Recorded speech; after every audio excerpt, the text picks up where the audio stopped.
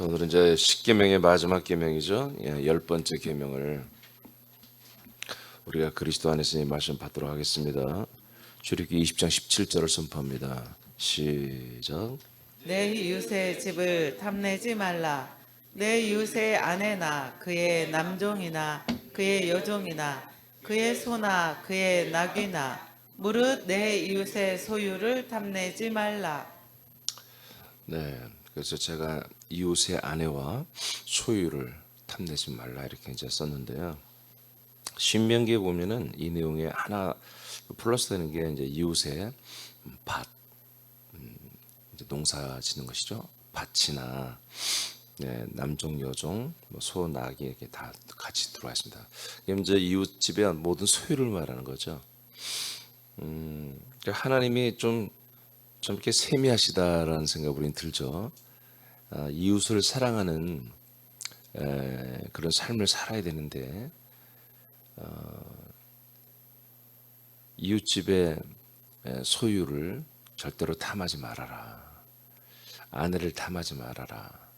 그러니까 요즘으로도 보다 해당되겠지만, 근데 요즘에 이 말씀 우리가 요즘 이제 이 시대로 우리가 본다면은 이웃집의 아주머니를 흠모하거나 음욕을 품거나 그러지 말아라.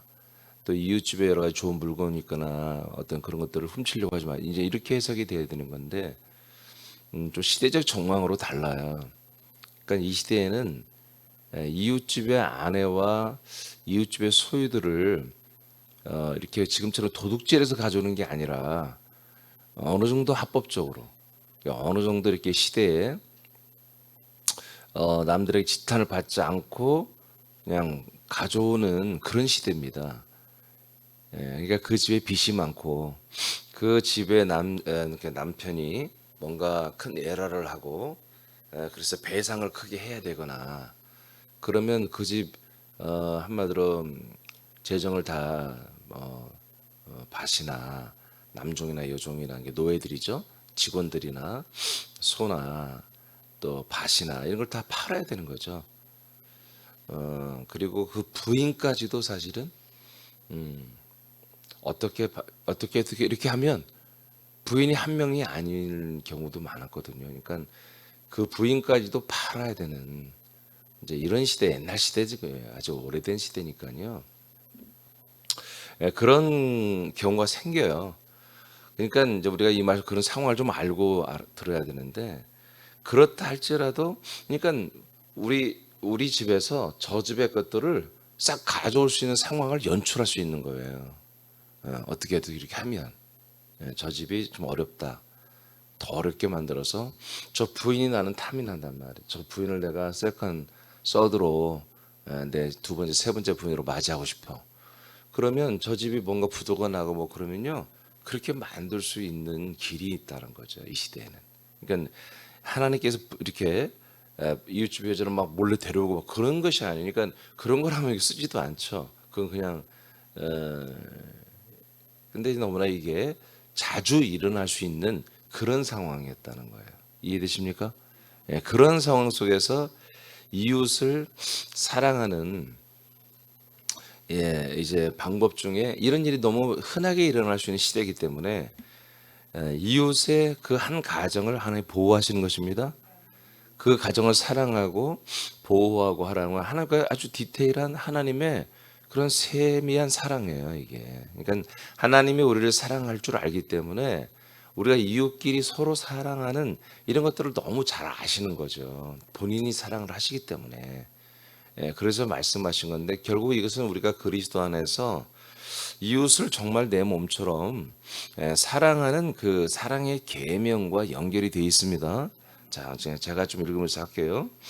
자, 경제적으로 매우 어려운 시대에 이웃의 아내를 탐내어 빼앗는 일을 만들 수 있는 시대이기에 하나님은 이스라엘 백성들이 이웃을 사랑하는 방법으로 이웃의 가정의 아내와 소유들을 탐내지 말라고 하십니다.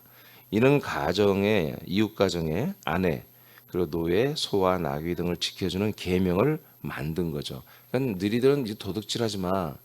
이웃집의 아내를 탐내지 마. 이 탐내지 말라가 이게 원래 뜻이 아니라 한 가정 한 가정이 다 소중하다는 것입니다.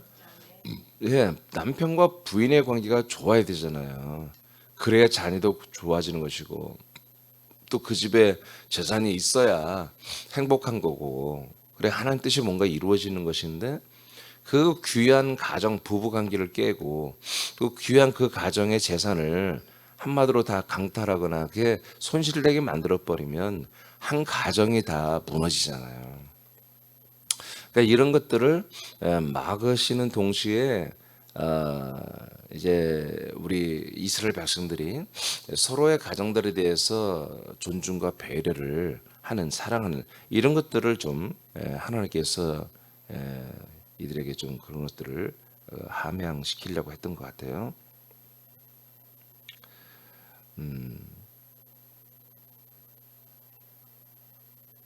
탐내지 말라고 하신다. 예.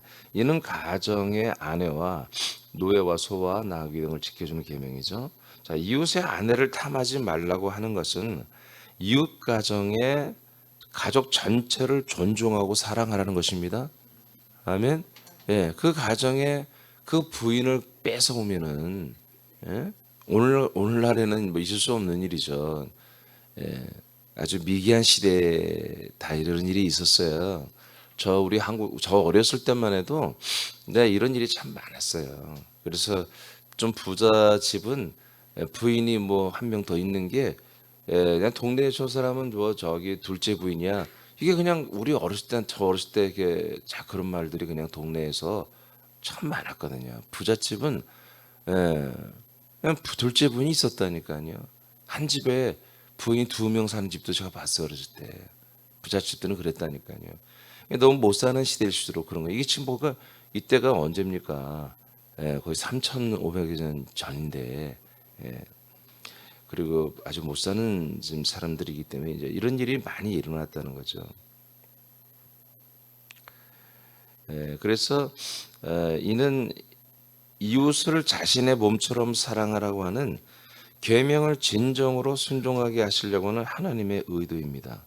이웃을 사랑하는 방법 중에 하나가 이웃의 아내를 존중하고 이제 우리가 거꾸로 얘기해 봅시다. 이웃의 아내 아주머니를 존중하고 이웃의 그 소유들을 그 이웃집의 소유들을 존중하는 삶을 살으라고 하는 것입니다. 예, 그 이웃 가정의 그 모든 것을 우리가 소중히 여겨주고 존중해 줘야 한다는 것이죠. 하나님의 뜻은 남자와 여자가 한 몸이 되고 그래서 택정된 사람들을 출산하게 하는 것입니다. 아멘. 예, 이것이 깨지면 하나님 뜻이 이루어지지 않잖아요. 뭐 뭔지 아시죠? 그건 여자와 남자가 한 부부가 되고 단란한 가정을 이루고 애를 낳고 행복하게 애 아이들을 잘 기르고 계속 출산을 해줘야 한단 말이에요. 그래야 하나님의 아들들이 될 수 있잖아요. 출산을 제대로 안 되면 가정이 깨지고 그러면 하나님의 뜻이 이루어질 수가 없어요. 자, 하나님이 세운 가정의 가족들은 하나님의 모든 사람들에게 만물을 또한 소유할 권한을 주어서 소유를 가지고 살게 하시고 계십니다. 이게 보편적인 하나님의 뜻이고 하나님의 경영이시란 말이죠. 근데 이런 것들을 뭐예요? 남의 아내를 빼앗고 남의 재산들을 빼앗는 것보다 이런 하나님의 일하심, 보편적 하나님의 이 경영하심을 아주 정면적으로 대적하는 거예요. 아시겠어요? 무슨 말인지? 예, 한 가정을 파괴하고 그리고 그 재산을 다 강탈하는 것은 하나님의 뜻을 아주 그냥 뭐라고 그러죠? 그를 아주 그냥 반대하고 대적을 하는 거죠. 그러니까 아내를 빼앗고 소유를 빼앗는 것은 하나님의 사람과 만물 창조의 목적을 파괴하는 악한 죄입니다. 어떤 이들은 하나님이 사랑의 마음을 우리에게 주시면 사랑할 수 있다라고 그렇게 고백하기도 합니다. 하나님이 사랑의 마음을 주지 않더라도 우리는 하나님의 뜻을 막아서지 않기 위하여 이웃의 가정을 파괴하고 그들의 소유를 뺏는 행위를 절대로 해서는 안 되는 것입니다. 사랑이 우리에게 하나님의 마음을 우리에게 사랑의 마음을 많이 부어주든 안 부어주든 이런 기본적인 것은 우리가 지키고 살아야 한다는 거죠. 하나님이 이웃을 사랑하라고 하시며 이웃의 아내와 재산을 보호하시는 것은 하나님의 뜻을 그들의 가정에 이루시기 위함이죠. 세 남의 아들들은 이를 분명히 우리가 알고 실천을 해야 되죠. 혹 과거에는 몰랐기에 이런 악을 행했다 할지라도 이제는 절대로 이웃의 가정과 소유를 오히려 우리가 뭐다 이제 존중해주고 소중히 여겨지는 정도에서 우린 더 이제 성장해서 오히려 지켜주고 재난을 당한 가정에는 돕고 섬기는 사랑하는 삶을 살아야 됩니다. 그 부부가 어려워서 헤어지려고 할 때 우리는 오히려 그들의 뭔가 조금이라도 도움이 돼서 어떤 그런 헤어짐이나 그런 분란이나 이런 것을 해소해주고 우리가 그런 돕는 자가 돼야 되죠. 그 가정의 모든 재산이 다 탕진되고 부도나고 어려워져서 정말 모든 면에서 하나님 뜻이 그 가정에서 이루어지기 힘들 때 우리가 또 우리 힘 닿는 한에서 어느 정도 재정적으로 모든 면에서 조금이라도 도와서 그 가정과 가족들이 지켜지고 그래서 우리를 통해서 하나님의 사랑을 느끼게 되고 뭐 이렇게 하는 우리가 그런 우리가 통로로 쓰임 받아야 됩니다. 우리는 남의 가정을 안 건드렸어요.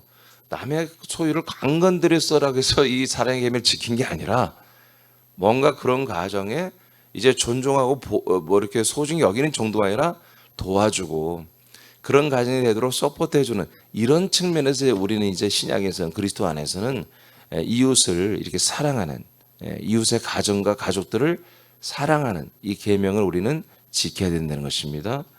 자, 이제 설교 끝났어요. 사실은 이 10번째 계명의 내용이 이런 내용이에요. 근데 우리가 성경적으로 다시 한번 이 부분을 다시 한번 보고 마치겠어요. 자, 우리 너무 잘 알고 좋아하는 말씀이죠. 에베소 1장 4절 5절 말씀을 선포합니다. 시작. 곧 창세 전에 그리스도 안에서 우리를 택하사 우리로 사랑 안에서 그 앞에 거룩하고 흠이 없게 하시려고 그 기쁘신 뜻대로 우리를 예정하사 예수 그리스도로 말미암아 자기의 아들들이 되게 하셨으니. 네, 이게 하나님의 뜻입니다.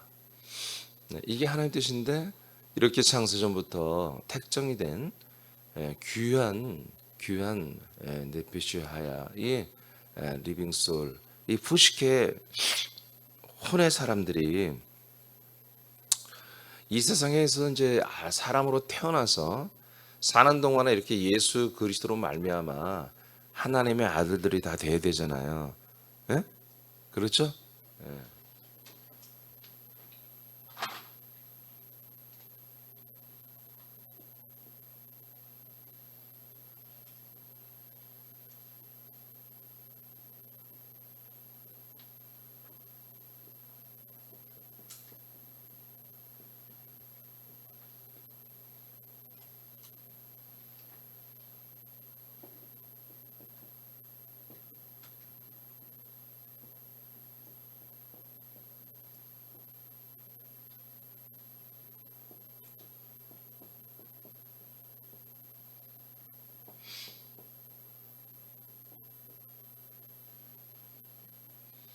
자, 이렇게 창세전부터 있던 우리가 그리스도 안에 있던 혼이 예수님을 만나서 몸 바꾸기, 마음 바꾸기, 생각 바꾸기를 통해서 이제 그리스도의 몸으로 들어왔습니다. 그리스도의 몸, 그리스도의 마음, 그리스도의 생각으로 우리가 바꾸는데 제가 설교 중에 좀 빠뜨린 게 뭐냐면 이 그리스도의 몸, 예수의 몸은 내 것이 아니에요. 알겠습니까?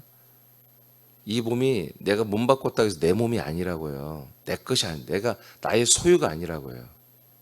이해되십니까? 그래서 우리가 항상 저 자세. 함부로 해서는 안 된다고요. 이 믿음 생활을 내 마음대로 해서는 안 되는 것입니다. 이 몸에 여러분들이 한마디로 전세처럼 들어간 거예요. 그래서 머리 대신 우리 삼일체 예수님께서 이 한 몸 된 우리들을 인도하는 대로 순종해야 한다고요. 절대로 여러분의 몸이 소유된 몸이 아니에요. 그래서 하나님께서 여기서 이렇게 인다는데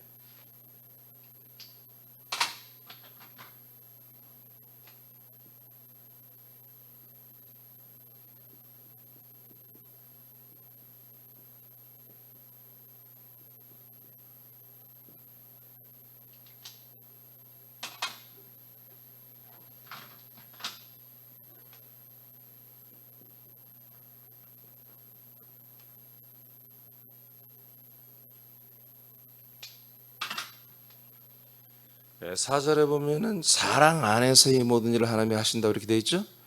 예. 그래서 일의 진행은 1, 2, 3 이렇게 갔어요.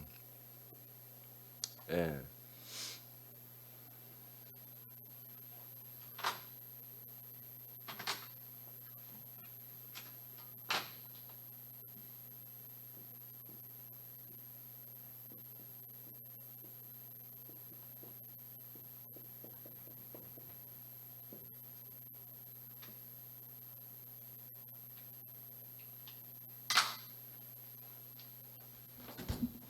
이렇게 1번, 2번, 3번으로 가지만 이 전체를 경영하는 것은 뭐예요? 하나님의 사랑 안에서 이게 이루어진다고요. 아멘입니까? 그러니까 우리도 이 생명이라고 하는 것이 영원한 생명이라는 것이 저와 여러분에게서 이게 이루어지는 것은 하나님의 사랑의 역사거든요. 하나님의 사랑으로 일하심이에요. 이것으로 결정되는 거예요. 동시에 우리는 그 사랑을 날마다 수혜자 받고 있죠. 근데 수급을 받고 있는데 우리도 이 사랑을 받을 뿐만 아니라 받아야 되는 거예요. 아버지의 사랑을 받을 뿐만 아니라 이 사랑을 또한 우리가 뭐요? 살아야 되는 거예요. 그래서 우리가 자 저기 이제 그리스도 한 몸 된 교회 안에서 하나님의 아들로 살아가는데 이 안에서 우리가 생명으로 살고 있잖아요. 새 생명으로. 근데 이 새 생명의 경영 그 에너지는 뭐다? 우리가 경영된 에너지는 사랑이란 말이에요. 어떤 사랑이에요? 예, 그리스도의 계명의 사랑이에요. 그러니까 이것을 계명처럼 주어서 철저히 지키게 하는 거예요. 그러니까 이 사랑을 우리가 지키지 않으면 우린 이 생명의 삶을 살 수가 없어요. 가짜예요. 그러니까 이 사랑이 없는데 실천을 안 해. 사랑을 실천을 않는데 내가 생명으로 살고 있다. 그건 자기 지식이에요, 지식. 그러니까 내가 남편을 사랑하지 않으면서 이 생명, 부인을 사랑하지 않으면서 이 생명, 자녀들을 사랑하지 않으면서 생명, 그 가짜인 거죠. 그게 요한 서신서의 내용이에요. 자, 그래서 에베소 1장 4절 5절에서는 우리가 하나님 아버지의 창조 전부터 있었던 그 뜻으로 인해서 우리가 아들들이 되는데 이것은 하나님의 사랑으로 이루어진다. 그러니까 이 세상에서 우리가 하나님의 사랑으로 인해서 아들이 된다고 하는 것은 이 철저히 이 사랑으로 또 우리도 반응하고 이렇게 사랑으로 실천하며 살아야만이 아들의 삶이 유지가 되는 거예요.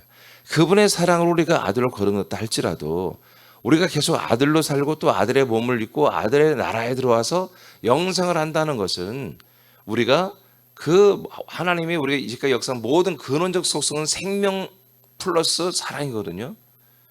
그러니까 이것이 우리가 함께 두 개가 함께 갈 때 제가 이제 이 두 개를 함께 아마 이번 주 정도 설교할 거예요. 이 상관관계를 뭐 어떤 사람 이거 뭐 요새는 막 갖다 붙이는 게 공학적 뭐 그런데 역학적 관계 근데 모르겠어. 하여튼 이 두 개가는 기묘한 관계를 제가 이제 이번 주 설교를 하려고 하는데 이 두 개가 함께 항상 하나로 돼 있어야 되는 거예요.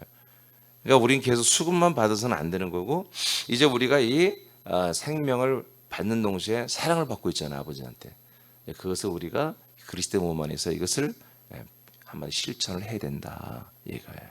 그런 측면에서 우리에게 이 그리스도의 계명으로 온 이 사랑은 우리에게 너무나 소중한 것이다. 그래서 이것을 이제 구약 때부터 오랜 전부터 하나님이 율법과 계명을 통해서 이스라엘 백성들에게 한번 삶의 일부로 이렇게 못 박아 놓는 거예요. 너희들은 이웃에 대하여 그 가정을 파탄시키거나 그렇게 하지 말아라. 근데 그리스도 안에서 보니까 우리는 그런 개념으로 봐서는 안 되고 이웃의 가정을 오히려 지켜주고 보호해주고 정말 도와주는 이런 개념으로 우리는 서로 사랑해야 되는 것입니다. 자, 왜 그러느냐? 이렇게 하나님은 지금도 창세 전부터 지금까지 지금 어떻게 창세 전부터 계획한 일들이 지금 막 하나님의 열매를 맺고 있잖아요. 여러분들은 얘를 낳기만 하면 전부 아들들이 거의 될 수 있잖아요. 아니 여기 뭐 젊은 사람도 있잖아요. 아 이제 끝났어요? 안 낳을 거예요? 그러니까 우리는 새남인들은 애를 낳기만 하면 하나님의 아들들이 될 확률이 거의 100% 아니에요? 맞잖아요. 만약에 낳는다면 만약에 이게 제가 지난 주일 일부 예배 때 그런 얘기를 했는데 제가 이제 앞으로 제가 성교부한테 이제 좀 일러서 우리 새남교 어떤 전도지나 어떤 로고 모든 뭐 이렇게 우리 교회를 표현하는 뭐 여기 뭐라고 그래 여기 플랜카드 플랜카드나 그런 내용을 좀 실으려고 그래요. 뭐 예를 들어 새남교는 자신이 있습니다. 무슨 자신이 있을까? 뭐 예를 들어 새남교 오시는 분은 모두 구원받을 수 있습니다. 아니면 우리는 사람들을 정말 구원을 이루게 하는데 우리 새남교는 자신 있습니다. 뭐 이런 표현들을 좀 많이 하고 싶어요. 아멘? 안 될 것 같아? 저는 100% 자신 있거든요. 아멘입니까? 네. 새남교 와서 예배를 잘 드리고 말씀에 순종만 한다면 저는 이 정말 생명구원을 하나님이 이루시는데 저는 100% 자신 있거든요. 이제 그런 표현들을 좀 할 거예요. 원색적으로. 새남교는 정말 구원을 주는 교회입니다. 이건 좀 이제 상투적인 표현이고, 뭐 우린 정말 사람들을 100% 생명구원 시킬 자신이 있습니다. 뭐 이런 표현으로 좀 하고 싶어요. 왜 그러냐면 하나님이 일을 하신 부분이 이거예요. 하나님이 힘써 하실 일이 뭡니까? 하나님은 사실 모든 지금 만물과 만사를 다 경영하고 있잖아요. 그리고 모든 가정마다 모든 한 사람 한 사람 모든 사람들의 모든 일거수일투족 모든 것에 다 역사하고 있단 말이에요. 그래서 많은 사람들이 하나님 그런 거 있잖아요. 아 이렇게 지나고 보니까 다 하나님의 은혜였다. 지난주도 우리가 특별 찬양한 게 은혜란 불렀잖아요. 모든 것이 다 은혜였다고 하는 거잖아요. 근데 모든 것이 은혜인데 그 모든 것이 다 은혜고 주님이 하셨다고 하는데 요즘 시대는 진짜 주님이 하고 진짜 주님이 은혜로 하는 이 생명에 대해서는 노래도 하지 않고 말도 하지 않아요. 하나님이 모든 일에 정말 지나고 보니까 기가 막히게 하나님이 잘 우리를 위해서 하셨다. 근데 그 일을 하신 목적이 뭐냐면요. 그 하나님이 일을 하셔서 뭘 하려고 하나님 그렇게 일하셨냔 말이에요. 뭘 하려고 우리 애들을 이렇게 건사해 주시고 우리 부부를 이렇게 인도해 주시고 우리 사업장을 내 직장 생활을 어떻게 이렇게 앞뒤가 탁탁 들어맞게 이렇게 해줬냔 말이에요. 그건 아무 사실은 그 다음 목적을 위해서 한 것이거든. 하나님이 천지 만물을 만들고 인간을 만들었잖아. 아담과 하와를 만들었잖아요. 그래서 보시기에 좋았다라고 하는 것이 그게 하나님의 쉼이었습니까? 아니잖아요. 이제 하나님의 1차 창조가 끝난 것뿐이었죠. 진짜 하나님의 창조는 남아 있었잖아요. 그러니까 우리가 이 생명의 구원, 하나님의 의도와 뜻대로 사람들이 하나님의 아들이 되는 여기까지 오고 성장하고 자라나는 구원이 이루어지는 것까지 오지 않은 것은 사실 은혜가 아니에요. 거기까지 온 자들이 뭐라고 한다? 은혜라고 하는 거다, 그거를. 그래서 우리에게 가난이 와도 내가 이것 때문에 내가 하나님의 아들이 되고 생명구원이 이루어졌다면 이게 은혜고, 내가 부유함이 일어나서 이렇게 재기해서 일하는 가운데 내가 이렇게 되게 하신 것이 왜 그러냐 했더니 아들 되게 해서 이렇게 이 넘치는 재정 가지고 이 그리스도의 몸을 세우고 이렇게 하라고 하는 것이었구나. 이게 어떤 이는 가난하게, 어떤 이는 부하게, 어떤 이는 형통하게, 어떤 이는 불통하게 하나님이 알아서 참 해가지고 어디로 간다? 그리스도에게로 가게 하는 것이 뭐예요? 그게 은혜라고요. 이 땅에서 내가 사람으로서 야 하나님 어쩜 이렇게 기가 막히냐, 내가 교만하니까 이렇게 쳐서 나를 이렇게 해서 내가 교회 나오게 했구나. 그 뭐라고? 교회 나와서 네가 뭐 하려고? 그러니까 내가 교회 나오는 것이 목적이 아니었다는 거죠.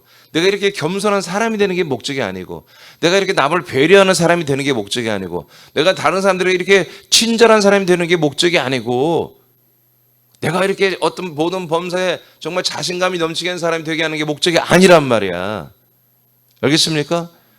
그게 아니고 그리스도를 만나고 그리스도 안에서 말미암아 하나님의 아들이 되고, 이렇게 아버지의 사랑을 알아 그리스도의 계명을 지키고 그리스도의 법을, 생명법을 지키면서 진짜 아들의 구원을 이루어가고 다른 사람들에게 이것을 정말 아름다운 아버지 덕을 선전하고 알리며 이 그리스도를 전달하는 자까지 되는, 그리고 그리스도의 몸으로 세워지는 이런 것까지 가야 하나님의 모든 게 은혜였구나, 이렇게 말하는 거예요. 알겠습니까? 예. 그래서 예배서 1장 4절 5절은 제가 이렇게 지금 한 6, 7년 가까이 설교하지만 이 예배서 1장 3절로 5절 말씀은 무궁무진해요. 이 내용을 보면 또 말씀하시고 또 말씀하시고 또 말씀하시고 너무 왜? 이게 우리 전체가 여기 다 담겨 있으니까요. 하나님의 일하심의 전부. 또 우리들의 처음과 그리고 중간과 마지막까지 되어야 할 모든 부분이 예배서 1장 4절 5절 말씀이 다 들어있기 때문에 그래요. 이런 부분들이 내 이웃집에서 지금 버려지고 있단 말이에요. 하나님이 이것을 위해서 부부를 만나게 하고 애를 낳게 되고 재산을 형성해서 하나님의 뜻을 이루기 위해서 이것을 행하고 있단 말이에요. 근데 이것을 우리가 파괴시키는 것보다 이런 아버지 하나님께서 예배서 1장 4절 5절에 이 내용들을 우리가 정면으로 대적하는 거라는 거죠. 알겠습니까? 그런 면에서 이웃집의 아내, 이웃집의 남편, 이웃집의 아이들, 이웃집의 소유, 이웃집의 어떤 것들이든지 우리가 도덕질을 하려고 하는, 탐을 내는 이런 짓을 해서는 안 되고 오히려 저들이 힘들 때 함께 도와주고 섬겨주는 이런 사랑을 실천하며 살아라 하는 내용인 것입니다. 마태복음 19장 4절 6절을 보겠습니다. 시작. 예수께서 대답하여 이르시되 사람을 지으시니가 본래 그들을 남자와 여자로 지으시고 말씀하시기를 그러므로 사람이 그 부모를 떠나서 아내에게 합하여 그 둘이 한 몸이 될지니라 하신 것을 읽지 못하였느냐.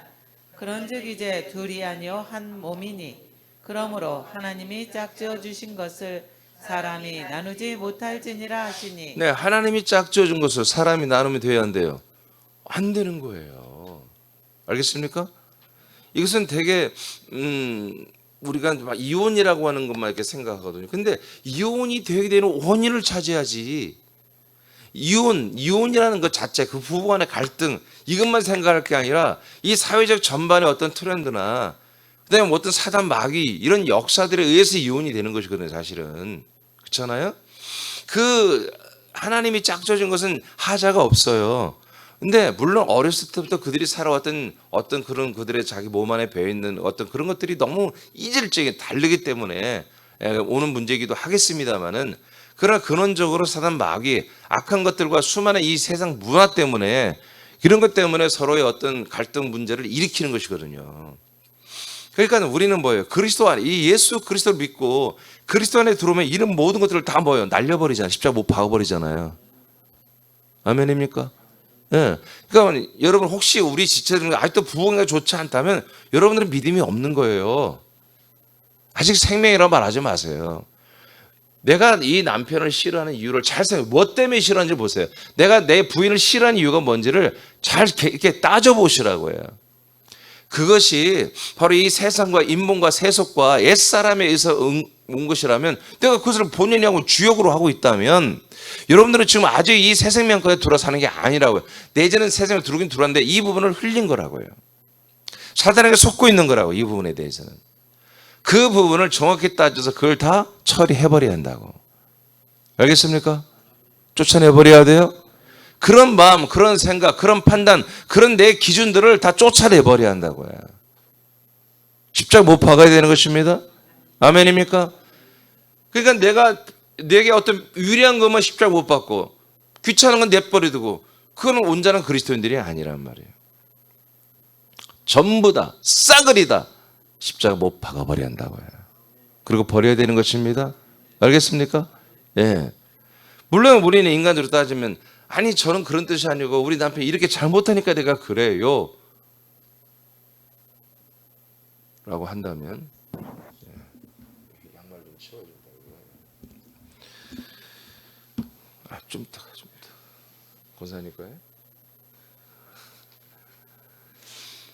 그러니까 이런 부분들을 우리가 정말 예민하게 신앙생활을 해야 되는 거예요. 알겠습니까? 예. 그러니까 우리는 이제 2주간에 걸쳐서 굉장히 역대급 말씀을 들었어요.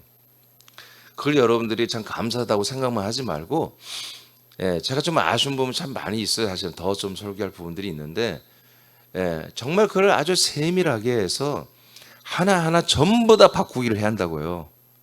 알겠습니까? 싸그리 다 바꾸라고, 싸그리. 바꿔. 모든 걸 다 바꾸라고 이정현이가 노래했잖아요. 예? 싸그리 다 바꿔야 한다니까. 하나라도 그 남기면 안 된다니까요. 하나라도 남기면 안 돼. 하나라도 남기면 뭐예요? 여러분 안에 그 옛사람의 그 지독한 냄새가 나야 돼. 그리스도의 향기가 있듯이 옛사람의 악취도 있는 것이거든요. 그런 것들을 하나 남기면 마치 그 정말 배설물이 있는 것처럼, 제가 그 군산가 서로 오가다 보면은 그 축사가 있는 동네가 있어요. 그 동네를 지나가면 100% 냄새가 나. 이렇게 특히 여름 이렇게 장마철이 되면 지독합니다. 그 동네가. 거기는 가면은 무조건 이 실내외로 이렇게 공기를 빨리 돌려야 돼요. 안 그러면 냄새가 아주 지독합니다. 그러니까 그 동네가 늘 한 거예요. 그러니까 축사 그런 것들을 어떤 노폐물을 그런 것들을 돼지나 소들의 그 소변과 대변 이런 것들을 잘 처리하지 않으면 그렇게 냄새가 나는 것처럼 우리 영적으로 영의 생각으로 보면은 우리가 치우지 않는 그런 옛 사람의 것들은 놔두면 냄새가 내 안에 진동하는 거라고요. 아시겠죠? 예. 그래서 우리가 몸 바꾸기, 마음 생각 바꾸기를 그냥 하나에 그냥 이게 참 신선하네. 이런 생각을 목사님 어떻게 하셨을까?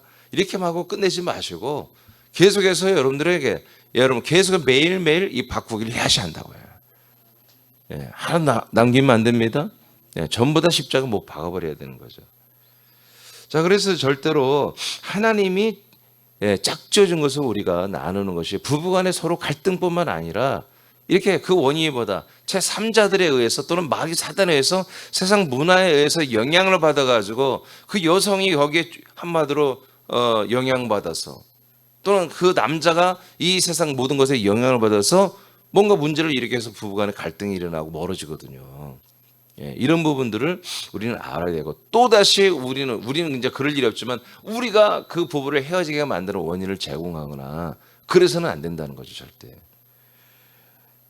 에베소 5장 30절 33절을 보겠습니다. 시작. 그러므로 사람이 부모를 떠나 그의 아내와 합하여 그 둘이 한 육체가 될지니 이 비밀이 크도다. 나는 그리스도와 교회에 대하여 말하노라. 그러나 너희도 각각 자기의 아내 사랑하기를 자신같이 하고 아내도 자기 남편을 존경하라. 예. 자, 이거 그리스도와 교회의 비밀이죠. 남편과 부인이 하나가 되는 거, 서로 사랑하는 거. 이것은 뭐다? 교회와 그리스도 예수의 신랑 되신 그리스도, 신부가 되는 그리스도의 이 몸된 교회 지체들과의 관계라고 하는 거죠. 한 몸입니다. 그래서 신부들은 뭐예요? 신부들은 이 신랑 말고 다른 신랑을 품고 있으면 안 되잖아요. 그렇죠? 신랑은 다른 신부를 일단은 제 교회와 이 그리스도와 관계는 예수님은 절대로 다른 신부, 다른 여자를 품지 않아요. 불륜을 행하지 않는다고요. 근데 문제는 뭐냐? 우리 교회들이라 우리는 다른 신랑, 다른 세상의 어떤 것들을 예수님만큼 더 사랑해버리고 그렇게 한 게 너무 자주 일어나잖아요. 그러니까 이렇게 해서는 안 된다는 거죠.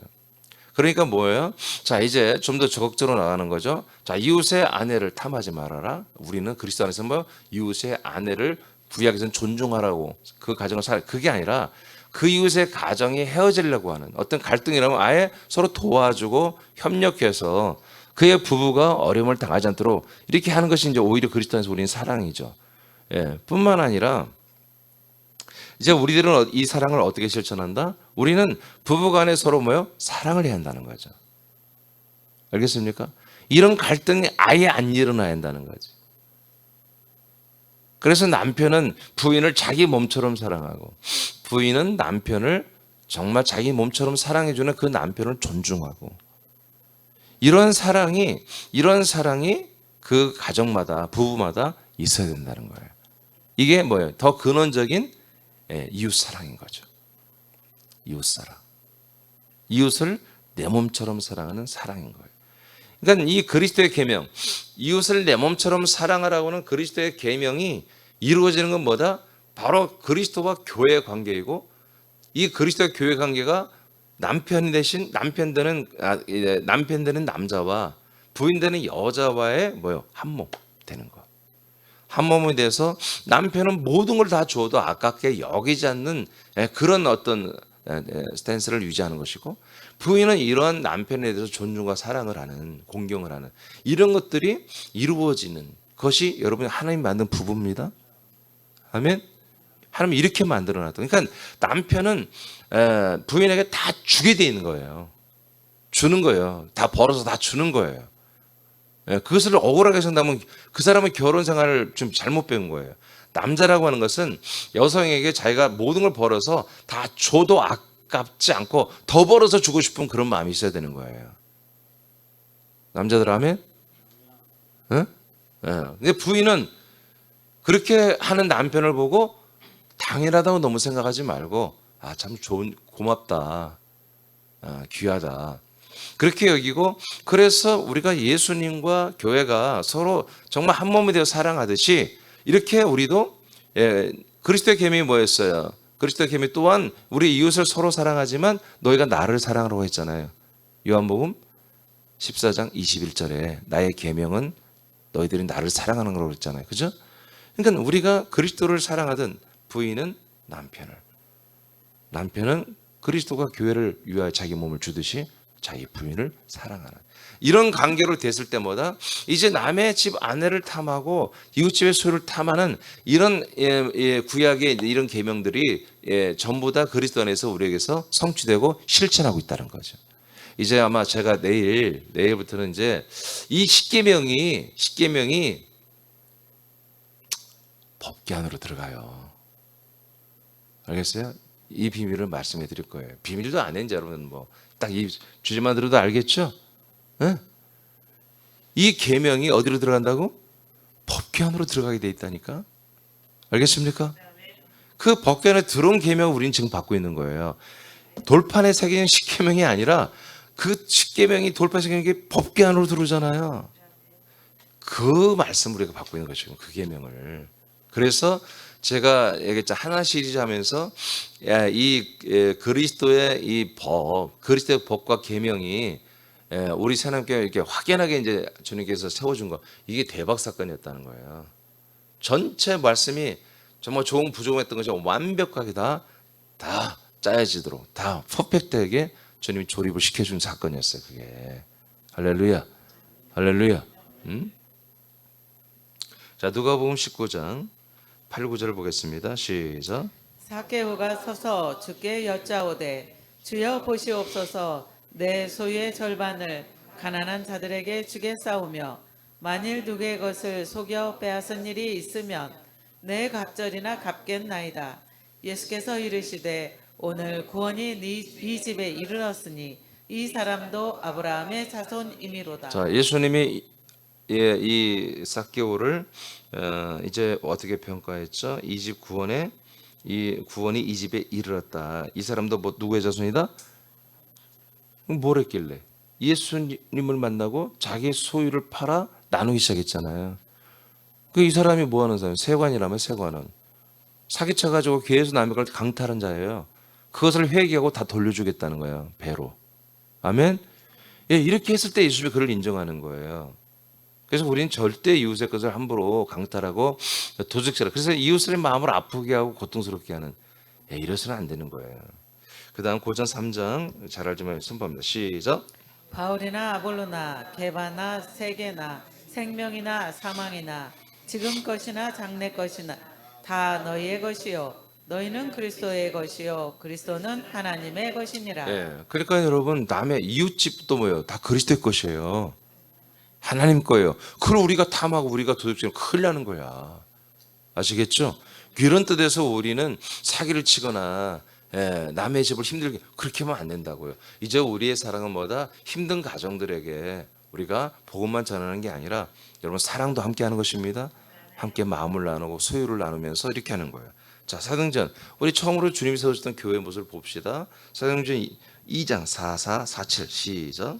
있는 사람이 다 함께 있어 모든 물건을 서로 통용하고 또 재산과 소유를 팔아 각 사람의 필요를 따라 나눠주며 날마다 마음을 같이하여 성전에 모이기를 힘쓰고 집에서 떡을 떼며 기쁨과 순전한 마음으로 음식을 먹고 하나님을 찬미하며 또 온 백성에게 칭송을 받으니 주께서 구원받는 사람을 날마다 더하게 하시니라. 네, 원래 교회 출발이 이렇게 되신 거예요. 그러니까 우리도 물론 우리의 뭐 소유를 다 팔아 그렇게 하는 것은 없겠죠 우리가. 근데 우리의 하나님 주신 정말 많은 그런 소유와 재산과 우리들의 정말 소중한 것들을 하나님 많이 주셨잖아요.